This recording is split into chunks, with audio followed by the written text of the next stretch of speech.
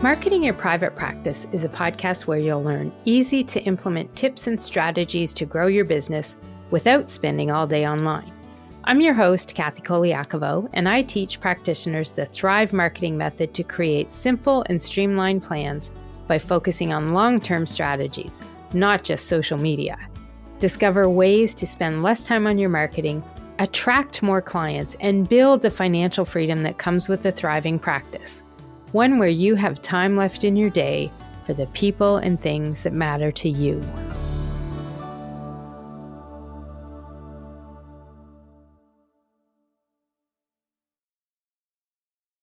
Hey, private practice heroes. Thanks for tuning into the podcast today.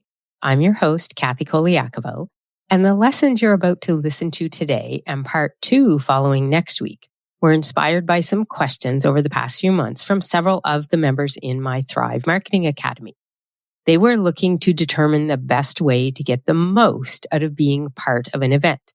Some of them were attending events, some of them were speaking at events, and a few of them even had sponsor tables or booths at these events.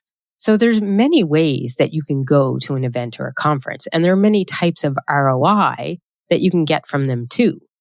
But you're going to struggle to get some ROI back on your investment if you just sign up and go to the event without any planning or forethought as to what you're going to do there, what goals you have by investing your time and potentially money when you're going to go to these events. And so there's 3 things that I think are really important for everyone to consider and think about before you ever show up to these events that you're taking part in. And I mean this whether you're speaking, attending, or sponsoring and having a booth or a table somewhere.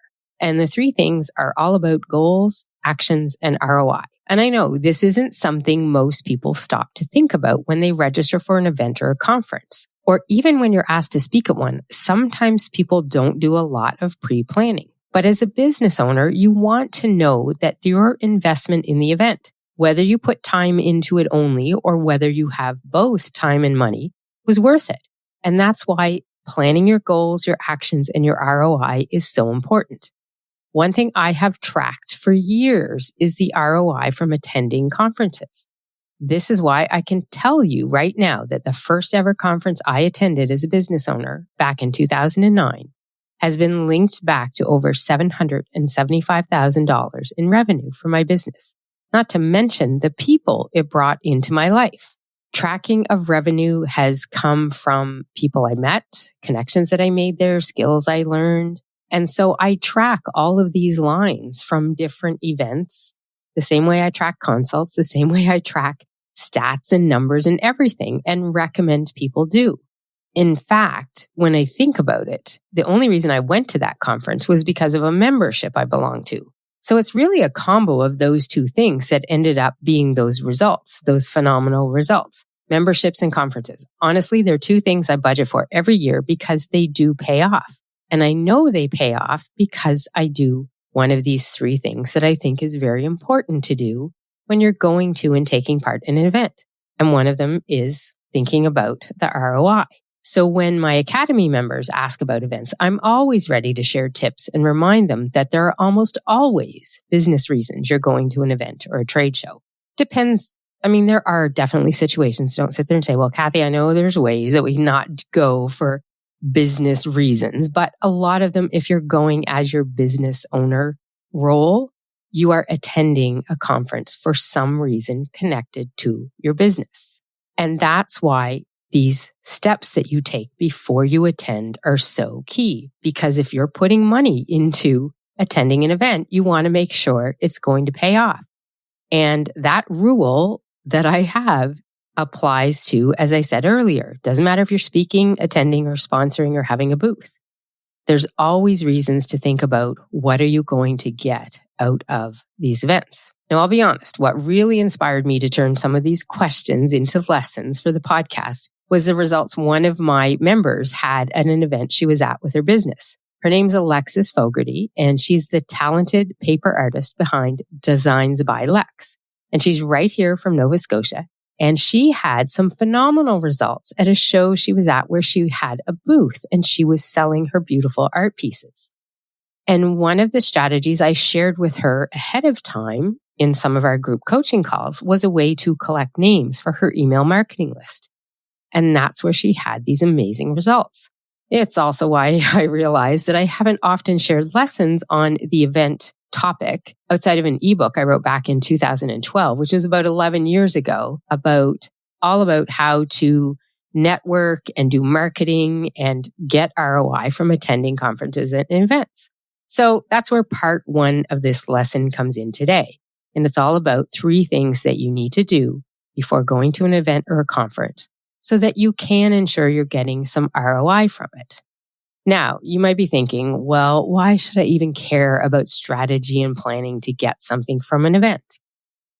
I'm going to tell you why. Because as I said earlier, if you are attending an event as a business or practice owner, whenever we do that, and I do this every year, probably except for the couple really post-COVID years, I'll be honest, but every other year in my business, I have gone to events or conferences. And I go, there's always a reason somehow connected to a business. And I find that's the same in all of the situations when I'm talking to clients or members in my academy. They're going to these events, conferences, trade shows, whatever you want to call them, some way, somehow connected to a business reason. So we typically go, we're either learning new skills to help us, and ultimately these skills help us grow our business, serve our clients better. We might be going as a speaker, so sharing our expertise with others. And this is also a way that you can showcase your services so that that audience you're talking to might buy them, or you're being paid for those services as a speaker. So those are both business reasons when you're speaking at an event. You may have a booth or a space or a table where you're showcasing and selling your services, your products, your programs. This is direct sales for your business. And that's the reason why you're there at the conference in this capacity. It's all about connecting with clients and potential sales. But it doesn't matter what reason you're going to the event. More often than not, one way or another is going to tie back to your business. And that's why planning your time there means planning ways you can get the most possible ROI from that experience so that you do get a payback for your investment there. Because you may have paid money for a table, you may have paid to go for a conference fee, a hotel fee, an airfare fee. You're putting money into attending those events. If you're a speaker, there's part of you going there. And in all of those cases, you're taking time away from your regular business. So you have to make sure that you're getting something back for that time away. And this is why when program members ask about events, they all want to know what to do there so that their time and money, what they're investing into attending, can help their business. So with all that background in mind, I hope you're ready to learn more about these 3 things to do before going to any event or conference.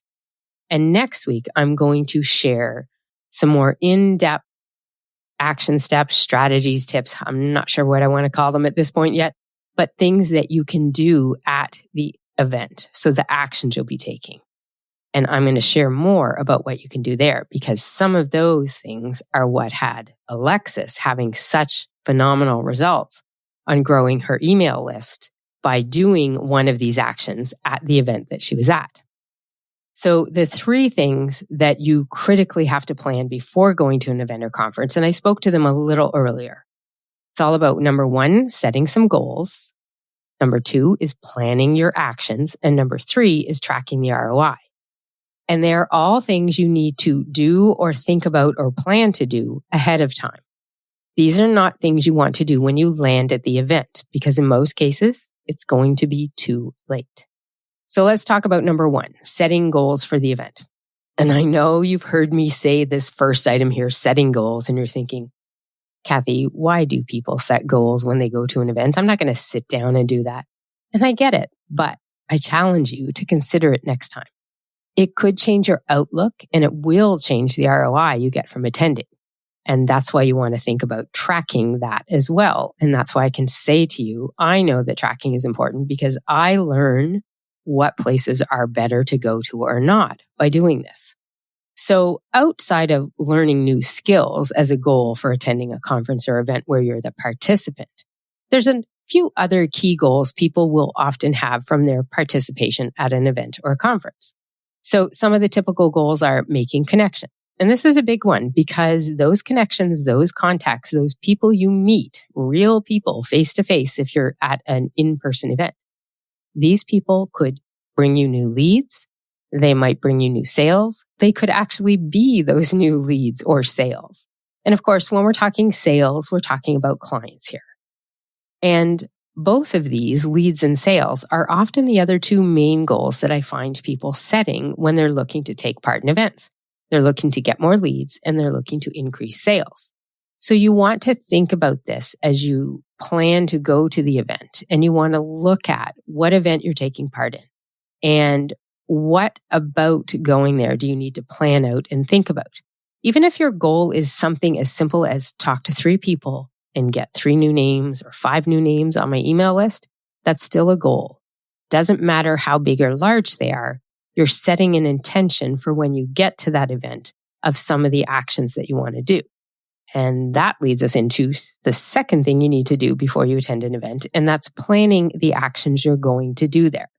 And this is the biggest one that affects what you do and how you act and the activities you do and the things you might even say to people when you're at the event. Because if you want to make connections as one goal, great. Your connections goal will depend, of course, on the reason you're taking part in the first place.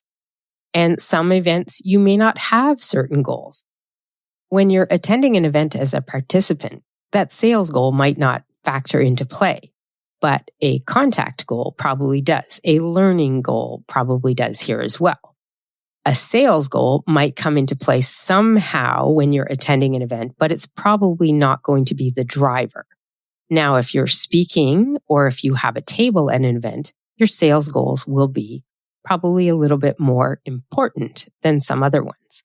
It all really depends on your purpose for taking part in the event. But what I'm telling you to do here is set at least one goal and then plan your actions to achieve the goal.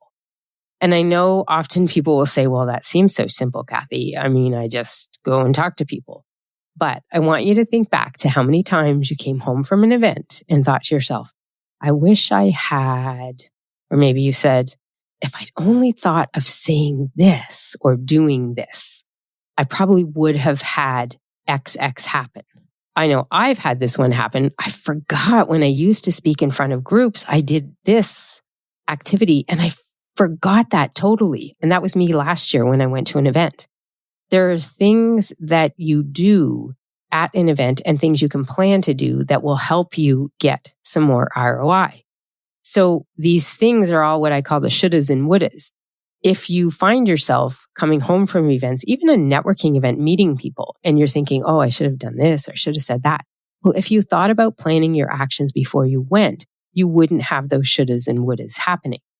The actions you take before, at, and after the event are critical because the real factor in the results you're going to experience from the event is always dependent on your actions at the event, the activities you do, the things you say, the people you talk to, the marketing material you might hand out. And by the way, that could just be as simple as a business card. But when I'm talking about before, at, and after actions, what am I talking about? Well, like I said, it could be as simple as having a goal to make connections. And the action you need to do is maybe preparing and practicing your elevator pitch just to introduce yourself. Some of us need preparation to do this in practice time. I'm just saying. Some of you might be fine on it. But I always like to think about and plan, knowing what kind of people might be at the event, what I'm going to say as a version of my elevator pitch, my hello intro, whatever it might be. Maybe you're going to be offering business cards to connections and you set a goal of giving out 3 and collecting 5. So for that, before action, think about it. Do you have any business cards on hand? Are they current? If you're like a lot of people right now, post-COVID, we stopped using business cards. But now that the world's getting out there once again, it might be time to get some new ones. So if you haven't thought about this and now it's 2 days before an event and you're going to fly, halfway across the country to an event and you don't have business cards, that was an action you should have planned ahead of time. So this is something you need to think about because you don't want to show up there going, oh, I have a goal of meeting X amount of people and giving out my cards and then kicking yourself thinking, oh crap, I forgot to bring my cards. I forgot to update the cards because now it's really out of date. So you have to think about those actions. Maybe your goal is getting new leads. How are you going to do that? What do you need for this to happen? Well, this was one of the things I mentioned earlier that Alexis did, one of my program members, at her event. What she did, most importantly, was plan for that particular action to happen at the event. And that's why this is critical, because she planned her actions ahead. She got these phenomenal results on building her email list. And then you also think about these after event actions. So for connection goals, an after event action is following up with those connections you made, which honestly is the most skipped event action and strategy that happens out there. There have been many times when I get home, I'm tired, I'm busy post-event, I have to catch up when I come back, and I did not want to take that extra follow-up time to reach out and connect with those contacts. But I know whenever I did do that, I always found something came out of those follow-up connections. Sometimes it was a new client, sometimes a new contract. Sometimes it was somebody who referred me to other people in the future. Sometimes it was a new colleague or friend. It's all valuable ROI if you ask me. But if you don't plan to do it and make the time for it, you're not going to have that ROI happen. So you need to make sure you're planning your actions before, at, and after the event. And one of these after actions I talk about a lot here, you've heard me say it a lot, is ROI and tracking the ROI. And that is the third thing you need to plan before you go to your event, tracking your ROI. This is something very few people do. At least that's been my experience in talking to people over the years. Yes, you're going to get some ROI in the moment for sure, but there are ways to track long-term even results after the event too. And sometimes people don't even think about the results that happened because of an event you were at as being part of the event ROI. And this is where a lot of people forget the power of meeting people and making connections at events, because those people and connections could lead to something now or even in the future. And that's why tracking results from events is so critical. And it's why I do it all the time, whether I'm speaking somewhere, attending, or doing something else. As the CEO of your business, of your practice, you should want to know, was that time away, the money you put into the event, the time you put into it worth your while? That tracking will help you know, do you do this kind of thing again? Do you try something else? Do you avoid it like the plague? Recently, I was able to give a testimonial to the founders of Social Media Day Halifax, Anita and Linda. They're based here in Halifax, and they run an annual event, a Social Media Day. I've been to many of their events. I was there as a speaker twice. I've been a participant twice. And I was supposed to attend this year, but I got the COVID that same week and I had to stay home. And so when I was talking to them ahead of time about this, there's some colleagues of mine from networking around here. But because of my tracking of events, when I talked to them about the results I've had from going to their event, I was actually able to give them a testimonial about the sales ROI I've had from taking part in their Social Media Day Halifax event. And I could do that very specifically only because I do track things like where my clients found me and what income I earned from them.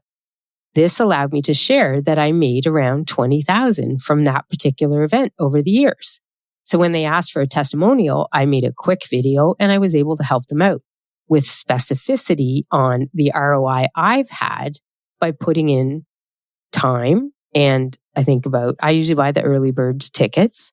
So $175 plus tax. So going 4 times, $800 in total, plus 4 days away from my business. Is that worth my time to go there every year?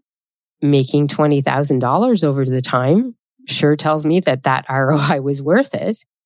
And there is a video out there. That video is also a little marketing for me by me putting it over to them, giving them a video. It got shared on their platform.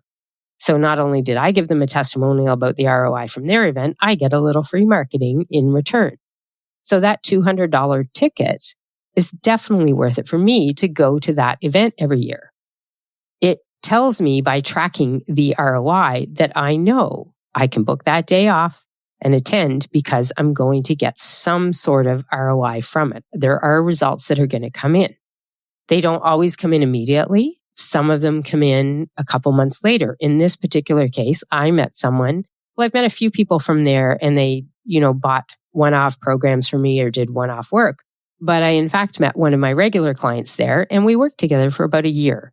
So that's where some of that 20,000 came from. So I know for sure by taking the time to track it that this event is worth it. Even when I add in lost work I might have done by spending one day there, it's always going to be a yes for me to go to this particular event. So tracking your ROI is key to having this kind of information and knowing, is this something that you want to do? But I always say you need to make sure that you're planning to track it before you go. So you have to make time for it before to set things up so that when you come back, you're making sure that you're thinking about and asking wherever you need to ask, or looking at your income and looking at your bookkeeping and making sure that you're looking at, did this money come from this person who I met at this event? So I have a spreadsheet that I do for tracking income, just like that. All of this tracking is really totally about helping you understand, is it worth your time to go? Do you go back again? Do you change how you attend? Maybe you're going to be a speaker the next time and try to get on stage. Tracking is the only way you're going to know if it was worth your time, if you got an ROI from that event. And it gives you data to learn about and move forward as well so that you can improve results when you go again. And those are the 3 things I wanted to share with you today. 3 things to do before you go to an event or a conference. Doesn't matter what role you're taking, you need to take some time to do this pre-planning for events. So your action step from today's lesson is to think about the next event you're going to. And as you plan to take part in that event, conference, trade show, sponsoring a booth, a table, whatever it is, before you attend, I want you to stop and think about these 3 things. And are you doing this? Are you, number 1, setting goals for the event? Number 2, are you planning your actions for the event?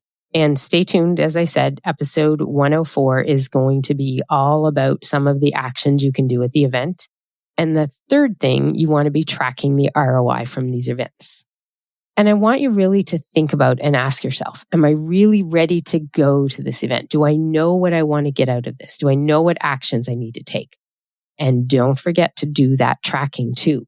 Those 3 things will help you. And some of them you're going to do ahead, some of them you're going to do at the event, and some of them will be after the event. And some of those actions that you're going to do, for instance, tracking the ROI, could go on for days, weeks, or even months or years if you're thinking about it and paying attention to what you're doing. So those are your action steps. 1, 2, 3, think about those 3 things and do them before you go to your next event.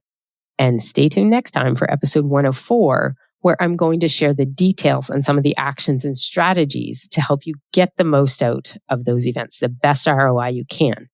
Ideally, a lot of them, these strategies are all about helping you make connections, leads, and sales. And that's it for today. This is Kathy Colaiacovo signing off, saying thanks for listening in.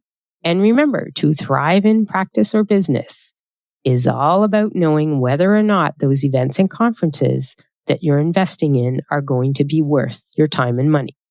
Doing these 3 things before you go, as you're there at the event, and after will help you know that answer. Was it worth it? I'll see you next time.